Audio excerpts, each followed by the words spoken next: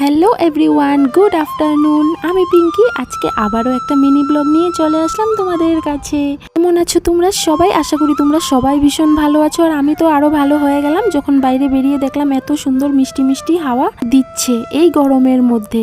আর আকাশটাও দেখতে দেখতে হয়ে গেল মেঘলা। তো দেখো, হাওয়ার সঙ্গে সঙ্গে কিন্তু আমার কাপড়গুলো সবটাই মাটিতে পড়ে গেছে। তো উঠিয়ে নিচ্ছি, যেহেতু বিকেলও হয়ে গেছে আর কাপড়গুলো যেহেতু পুরো শুকিয়ে গিয়েছিল। কাপড়গুলো ঘরে নিয়ে রেখে আসলাম। এসে দেখি আমাদের গেটের মধ্যে একটা কুট্টি সোনা দাঁড়িয়ে আছে। আর এই কুট্টি সোনাটা আজকে বেশ কয়েকদিন হয়েছে আমাদের এখানে ঘুরতে এসেছে আর কি, তাদের মামাদের বাড়িতে। খুব মিশুক এই মেয়েটা, আর এত মিষ্টি মিষ্টি কথা বলে, কথাগুলো শুনলে না এত ভালো লাগে। তো যখনই আসে আমার সঙ্গে একটু টাইম দেখা করে যায়, আর যখনই দেখে আমি মোবাইলে ভিডিও করিও ভীষণ ভালো পাই আর কি। তো ওর সঙ্গে দেখো কথা বলতে বলতে আমি ঘর দুয়ার কিন্তু ঝাড় দিয়ে দিলাম। এগুলো হলো বিকেলের কাজ। তো ওকে আমি আবারও ডেকে আনলাম, আসো তুমি আমার সঙ্গে একটু ভিডিও করো। বলার সঙ্গে সঙ্গে কিন্তু দৌড়ে চলে আসলো। ওই যে দেখো গেটের সামনে দাঁড়িয়ে আছে।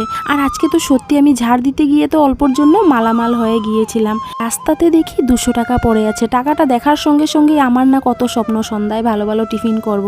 তারপর লক্ষ্য করলাম না, এটা তো নকলি টাকা। তারপর আর কি ওই কুট্টি সোনাটাকে দিয়ে দিলাম যে নাও তুমি এটা নিয়ে খেলাধুলা করো।